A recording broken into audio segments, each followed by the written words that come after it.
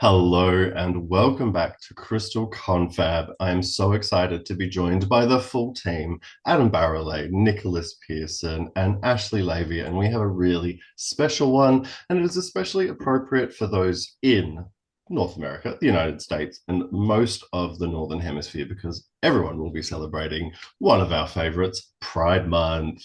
Yay! And it's a really interesting time because, when we look at the queer community, it's a sub community of our overall rainbow family and that type of thing.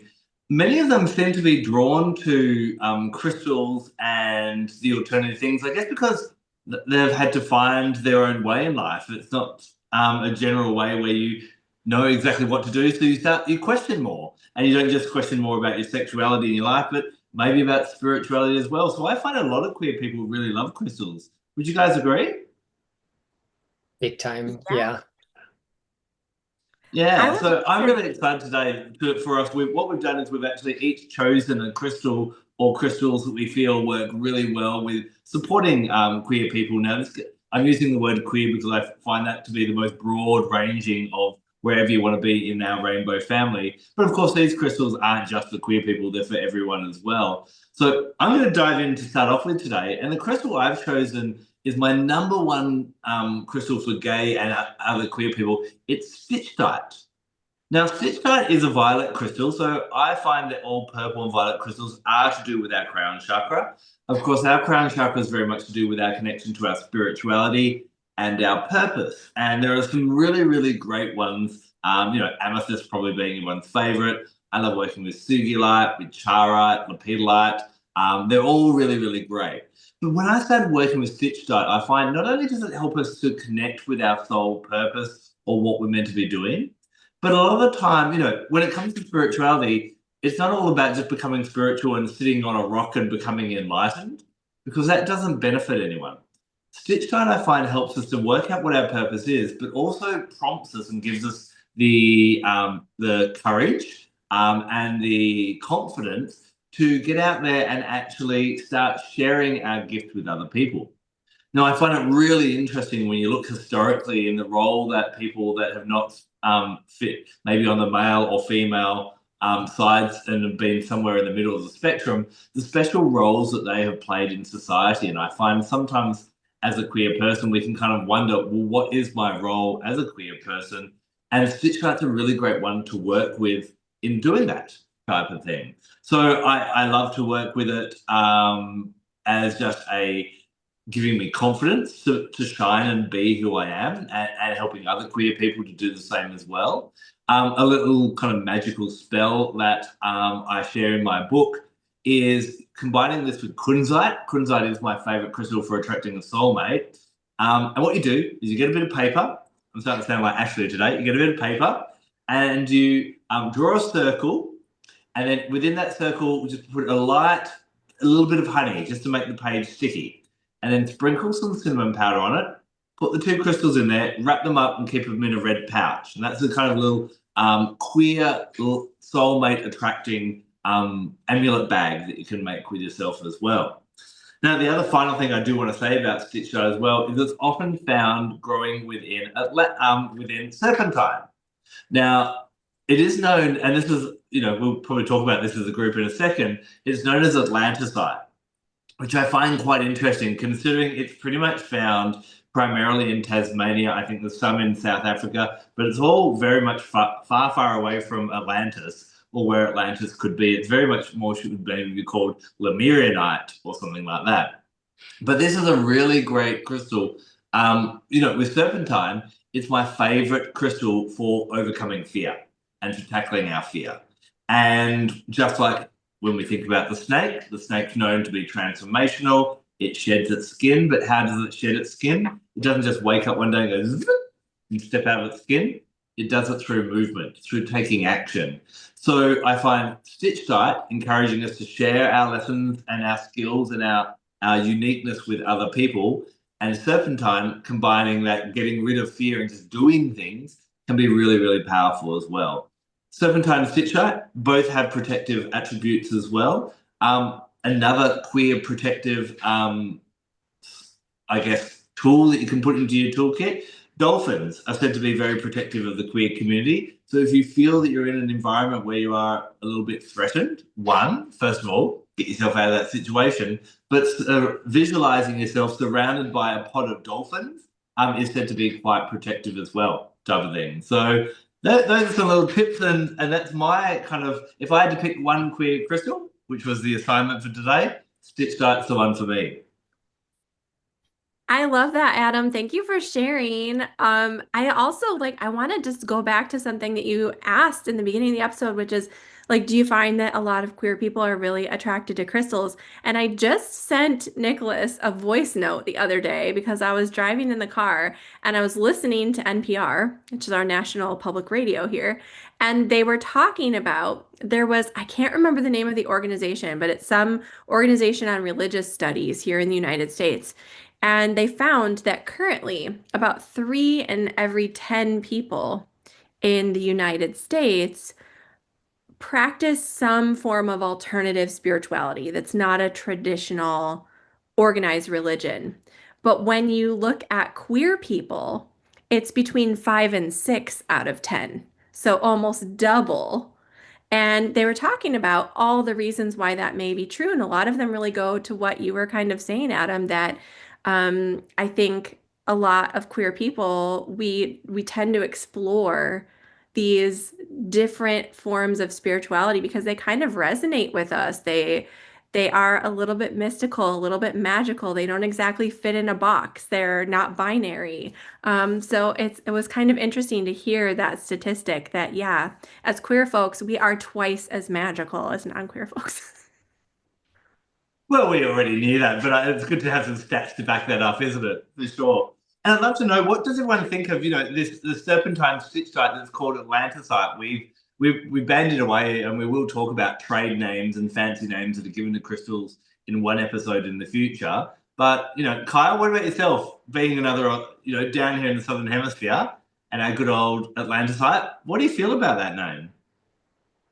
For me, it is a name that has never made sense, and I love referring to it as Stichtite Serpentine because the CH is a K. So if we're going to be technical, if we're going to be like that, and we don't all pronounce everything perfectly, and that's fine. I say Stichtite Serpentine, and people go, huh, which tite is stick? It's fine. It's beautiful. I love it because it's an Australian combination. It's one of those things that you find, and I love collecting Australian minerals and mineral combinations. And I think energetically, things can connect anywhere with intention, but, trade names we should always take with a grain of salt. Full stop. The Stichtite and Serpentine that comes from Bolivia, which has a very different appearance. They don't have, we'll say, as vibrant a colors. The greens are more muted. The purple's not as splotchy. They're kind of more in vein format. I've also seen that referred to as Bolivianite to try to distinguish it from. But the problem is Bolivianite is also a very old trade name for ametrine. And this is kind of one of those problems we get into that we've alluded to that we'll unpack very, very soon in another episode. But I happen to quite like the material. I mean, that striking, vibrant, almost lime green with, the bright purple. Those are saturated enough hues that my colorblind eyes can appreciate them. So I only imagine it's got to be pretty dramatic to someone else. And I enjoy it. And I'm kind of indifferent to the trade name. It doesn't do anything for me. It doesn't take anything away from me because I'm just going to call it what it is anyway.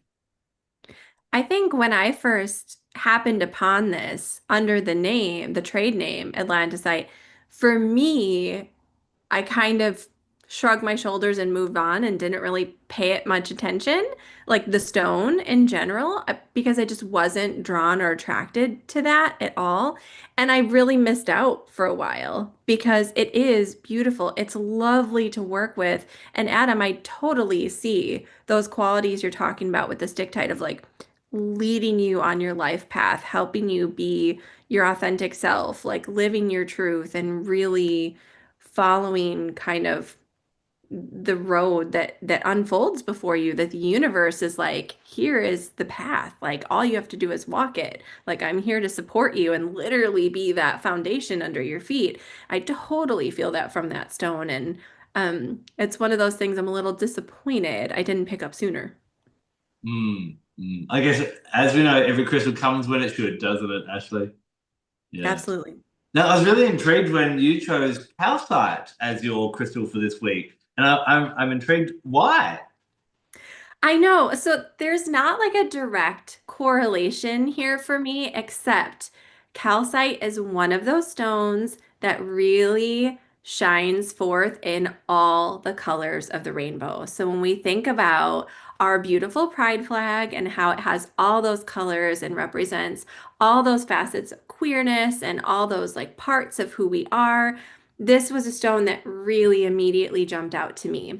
And there's actually an exercise that I really love to do with calcite. And you can do this with a few other stones, but calcite's pretty affordable. So it's kind of easiest with this compared to maybe some tourmalines or some other things that would be a little pricier.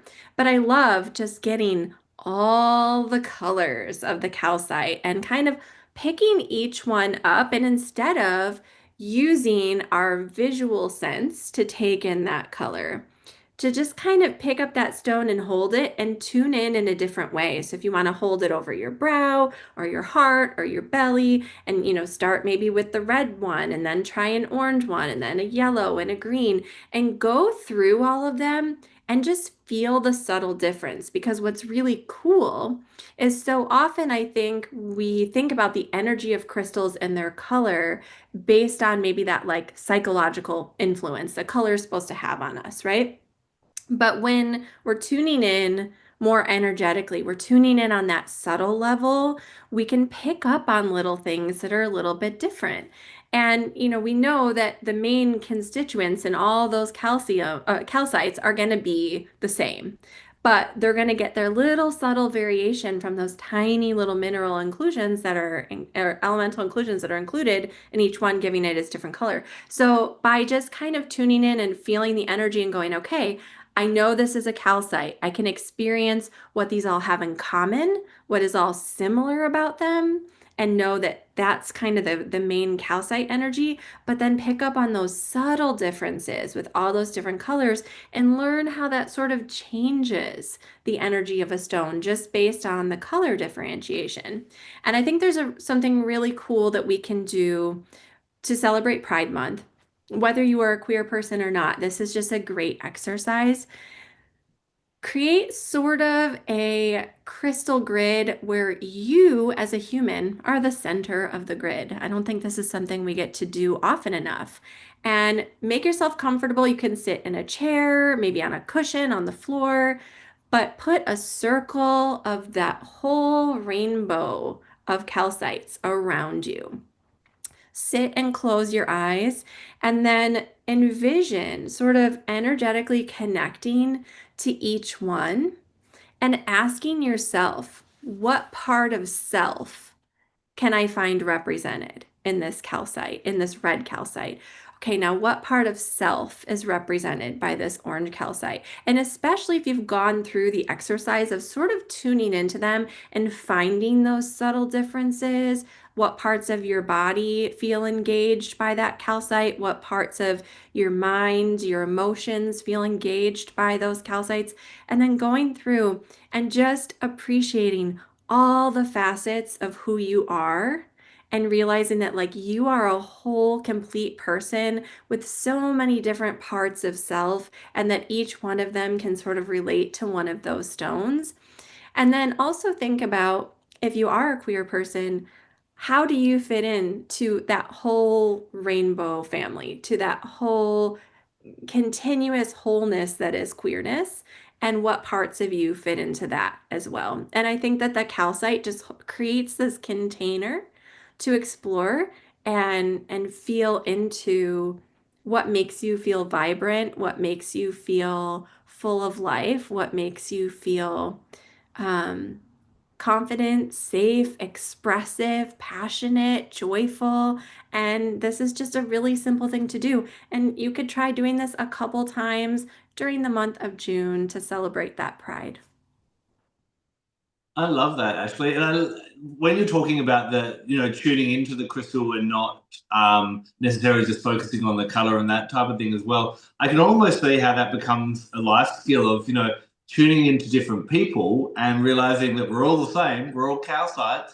We're all different colored calcites as well. So it could almost be how quickly we all are to judge. And I think it does have base survival modes of whether someone's a threat or not. But we look at people so easily that look a little bit different and we'll judge them. And I think this calcite activity could also help us to tune into people that are a little bit different and kind of go, that's the gift they bring to the world as well.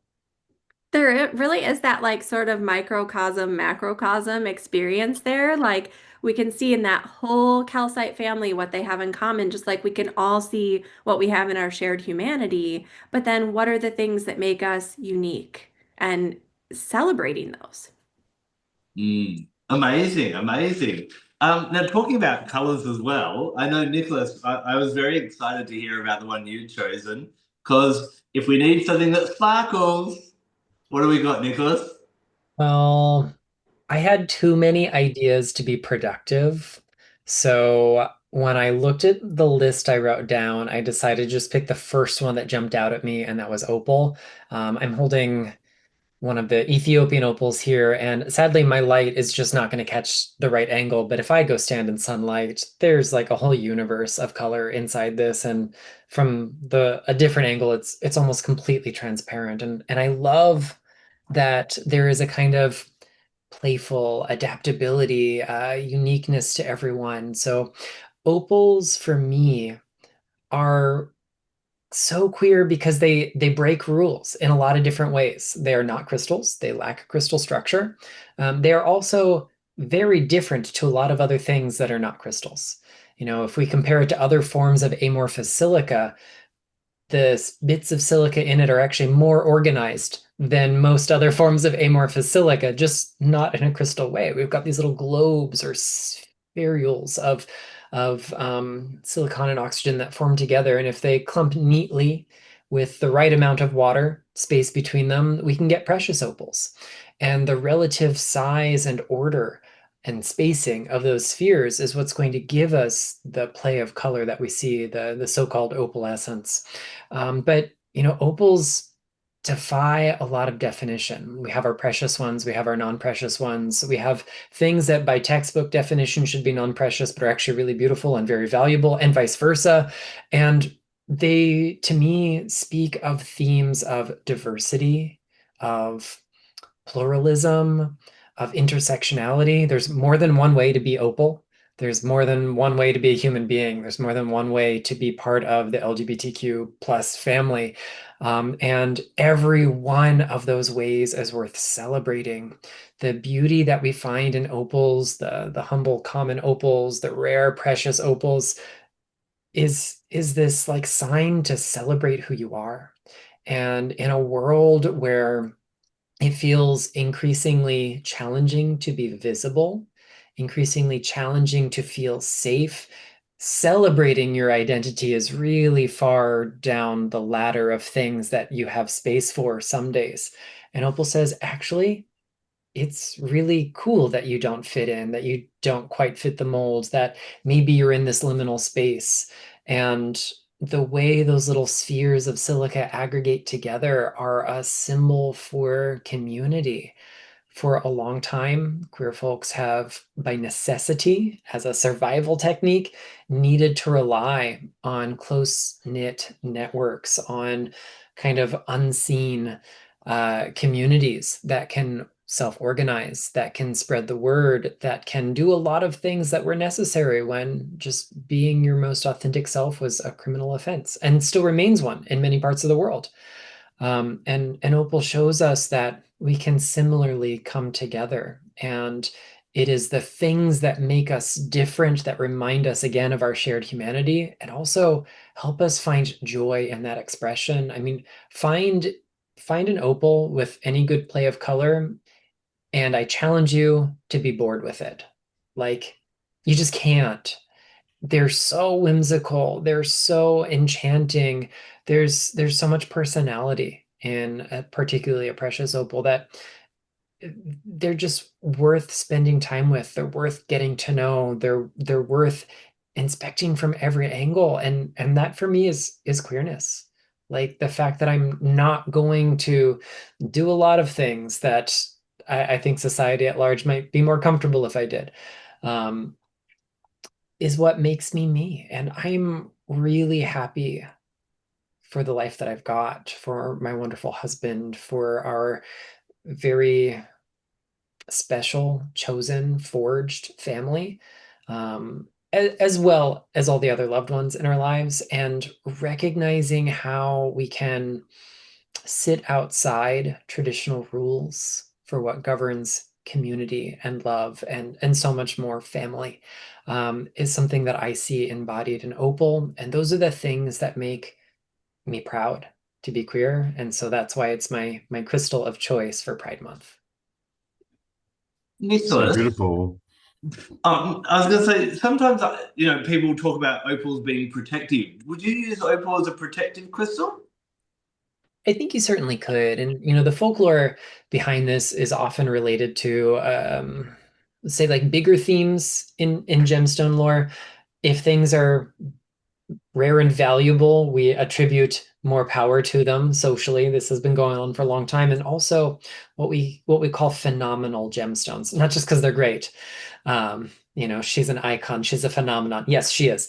But also things that have optical phenomena.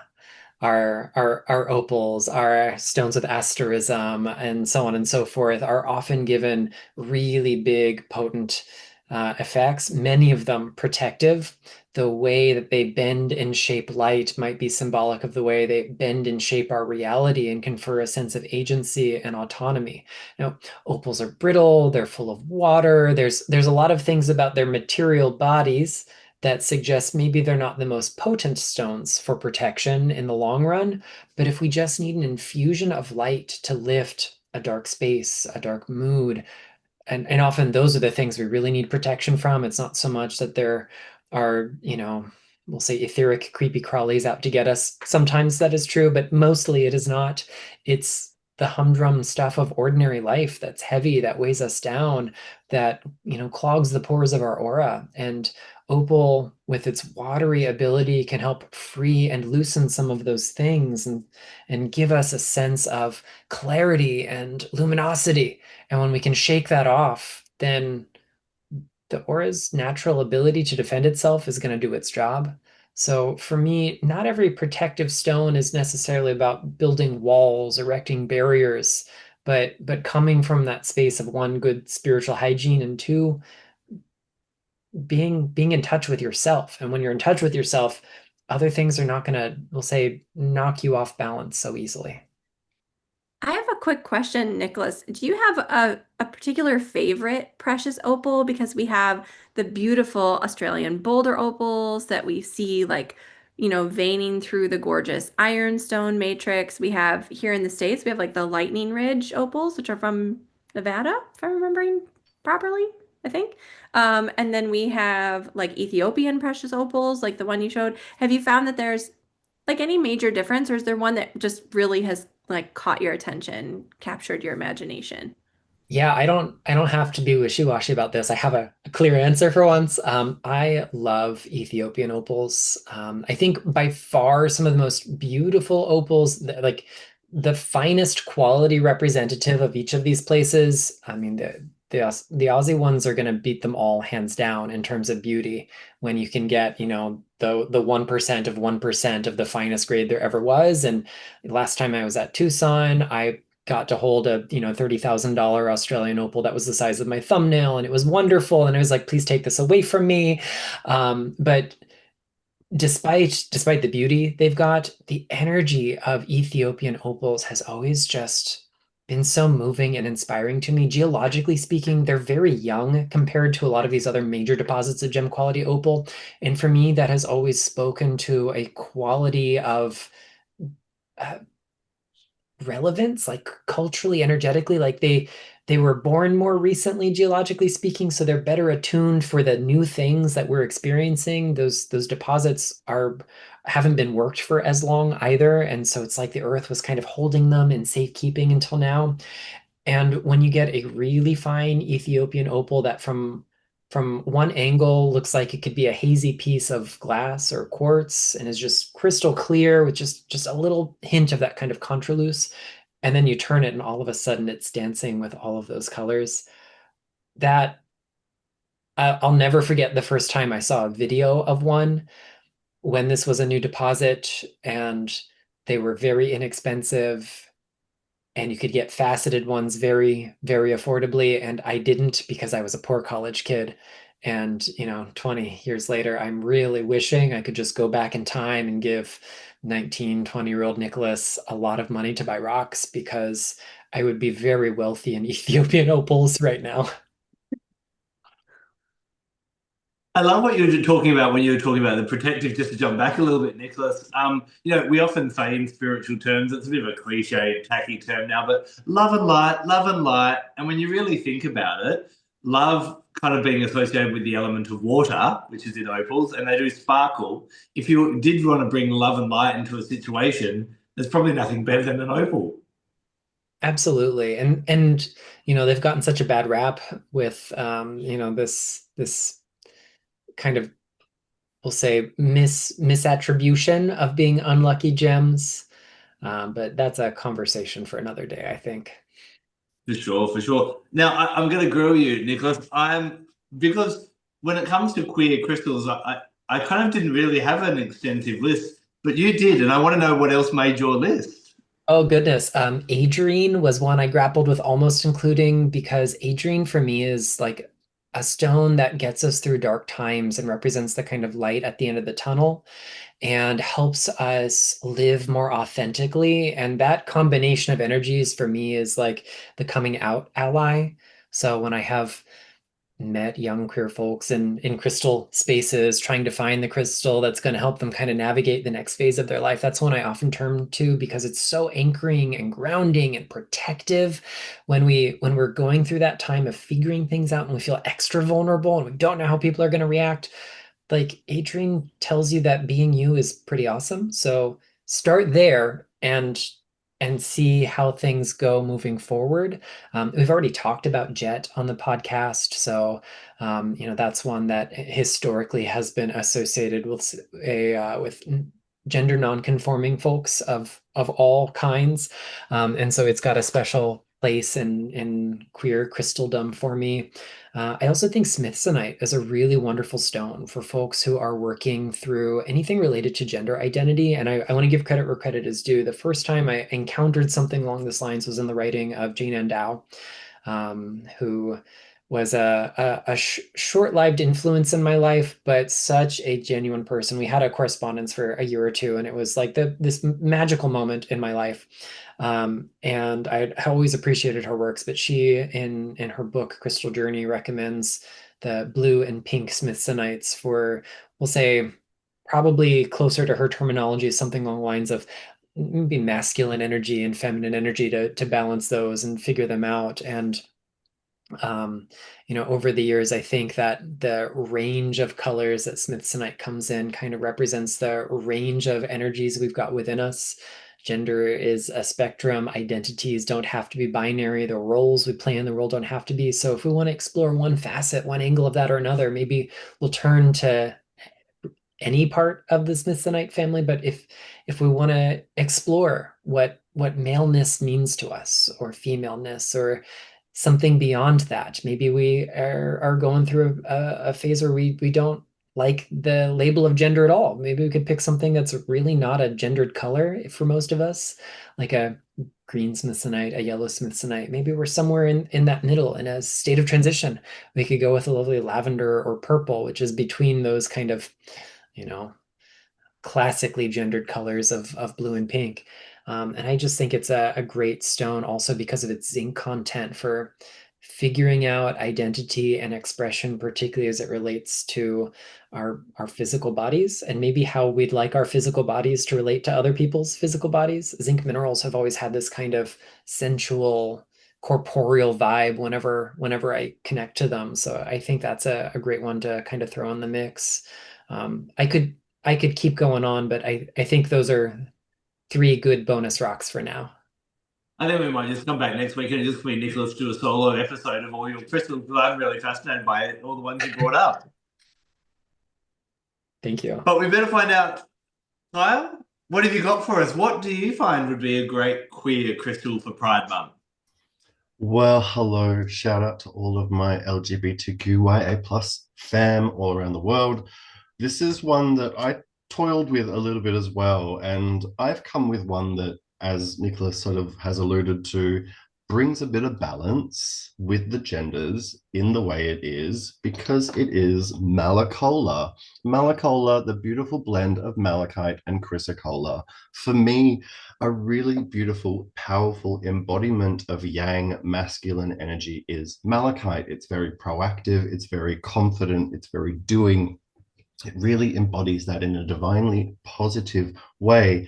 And then on the flip side, chrysocolla does that beautiful, divine, feminine, soft, nurturing, powerful energy in the yin.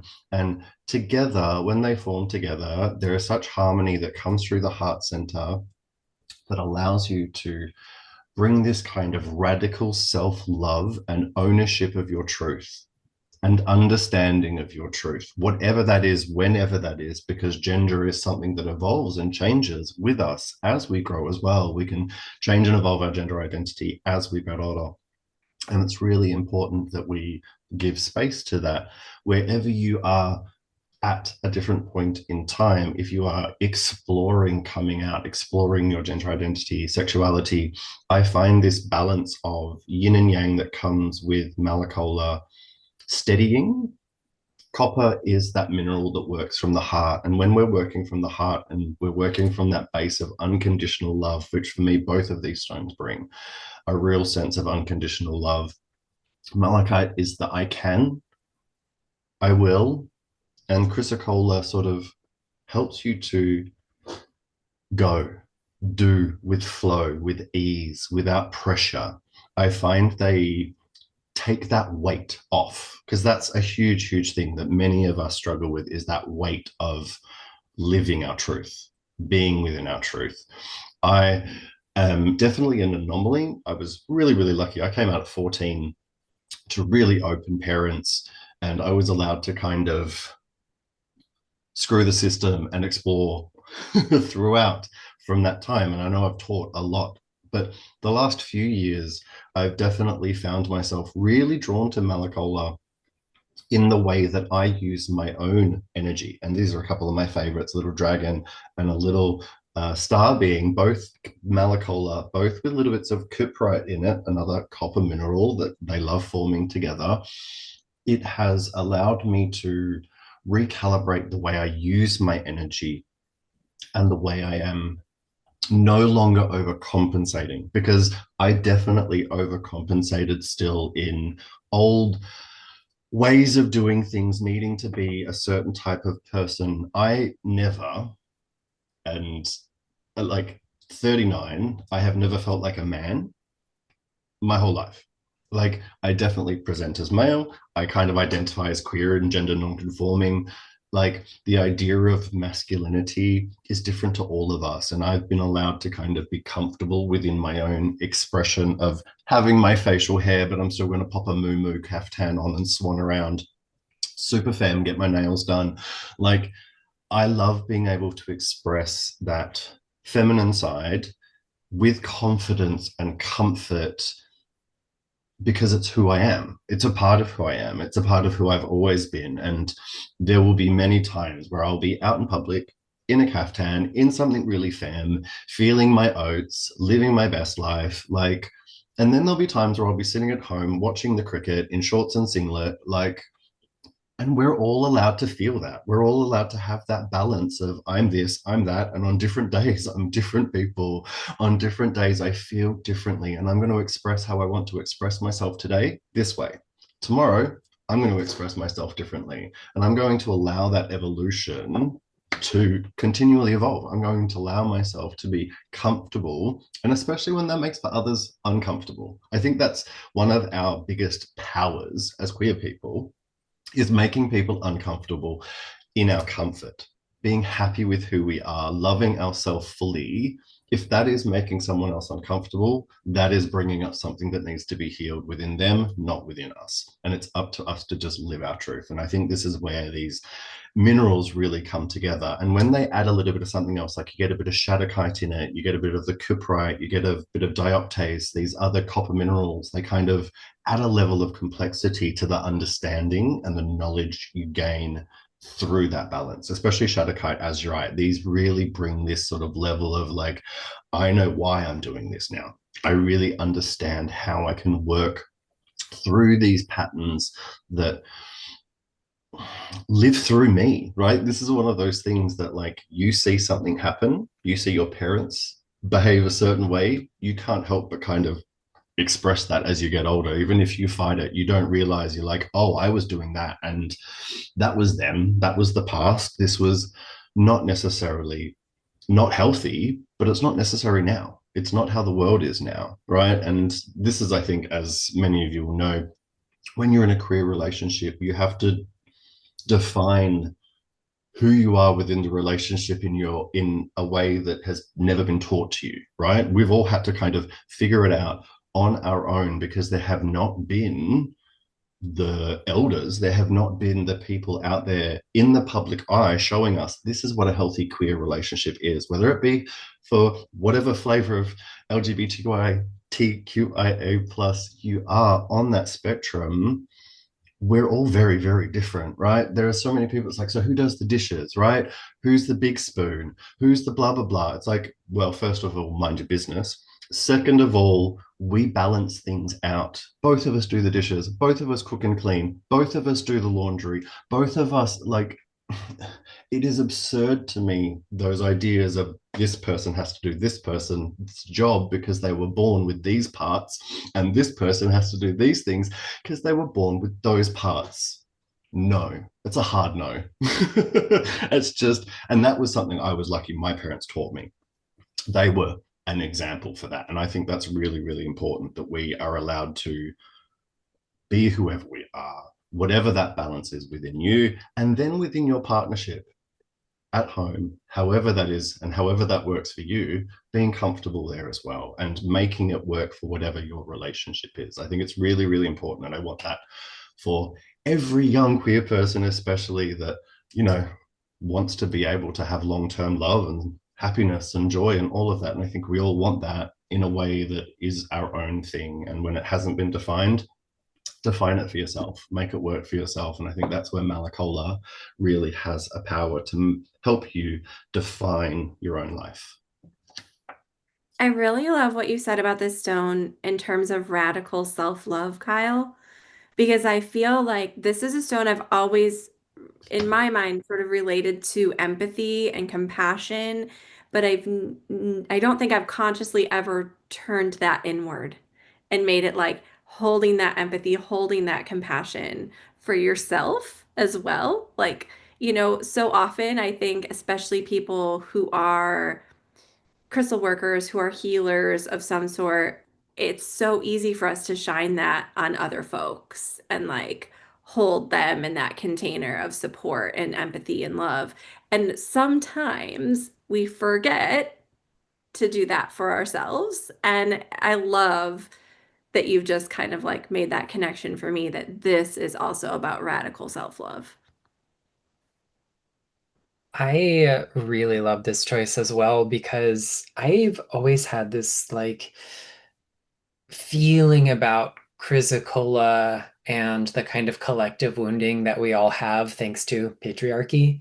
Chrysocolla has a weird etymology, which doesn't make a lot of sense when we look at it. If we look at the stone compared to its name, it comes from two Greek words, chrysos, meaning gold, and choline, glue. So it's theorized that possibly something called chrysocolla, maybe not the stone we know today, was used to make some kind of solder for repairing gold. It wasn't made of gold, but it was good for bonding gold together. And gold is the solar archetype, which for many interpreters will say is kind of a glyph for the divine masculine, for, you know, maleness and domination and all that other stuff. But, you know, Chrysocolla is stereotypically associated with the feminine, with the intuitive. And I have always found it to be a stone of leaning into the power that we've got to heal those wounds of the patriarchy. That is not to say fixing men is women's work.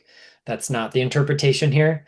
But the nature of the spectrum that lives within us is to heal all parts of the spectrum that are also within us. So it's everybody's work to contribute to a world where this wounded patriarchy is no longer wounding us.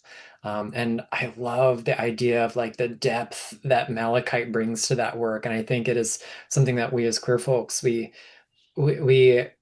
sometimes embody the brokenness and the fixedness at the same time, because we have those liminal roles and multivalent, you know, spirits in some cases. So I just think it's a fab combo. Thanks. Honestly, and as you said, like for me, it has been personal. It has been so deeply a personal journey stone. I have one whole crystal grid, and it's all Malacholla and then Chrysocolla and Malachite. And that's the whole grid. And that's all that's in it. And I sit with it. I have a little chair back there that sits right next to it. And it's such a reminder and I think this is something we all understand as well, being on social media, putting yourself out there, being able to like take away that judgment that you fear could come from everywhere, and just putting the content out there, just putting your face out there, just showing up in your authenticity, I think is so important. So definitely find some, add it to your shopping list, please, and thank you. And I think that's one other thing I wanted to add to it as well is you use that word evolution. You know, for me, Malachite is always like it's reaching deep in and pulling some other drag out for us to look at. And we all kind of think one day maybe I'll be there. Whereas, you know, life is a journey, not a destination. And Malachite really does kind of bring that up. And I love this idea of the Chrysocolla is that softer side to it to help us throughout the journey of discovering who we are, what we're meant to be doing. And as queer people, that journey is definitely not at its end and probably will never be at its end. And even those that don't identify as queer, we're all evolving all of the time. So it's a beautiful crystal for everyone, but definitely the queer community. And it's also about like actions speak louder than words a lot of the time, right? We can live our truth and speak it and yell it, and people are often so ignoring it. You just have to live it, right? You just have to just live that truth, be in it, be comfortable within it in yourself as well. Well, today we've talked about a rainbow of different crystals, which is quite what you'd expect from our Pride Month episode. We'd love to know, though, which crystals do you feel are really great for the queer community? Please leave a comment under either if you're listening or if you're watching. We'd love to know, because we all learn from each other in this beautiful, big rainbow stone-loving community. We'll be back next week to dive into another gift from Mother Earth. Until then, stay queer, stay fab, and we'll see you next week. Bye!